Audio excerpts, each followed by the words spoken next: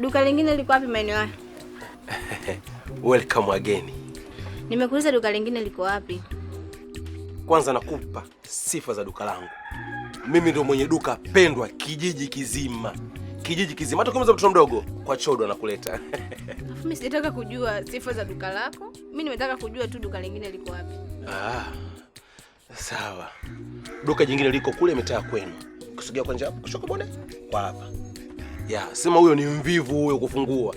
Sidhani kama atakuwa mlifungua duka lake na utajiri. Atosikia tu kwenye ndoto. Umefajuaje nyumbani kwetu? Wewe tena. Wewe ni maarufu kijiji kizima. Hakuna kijana yoyote anayezijua mbivu na mbichi ashindwe kujua wewe. Kulwa. Wewe ni mzuri sana. Shauri yenu?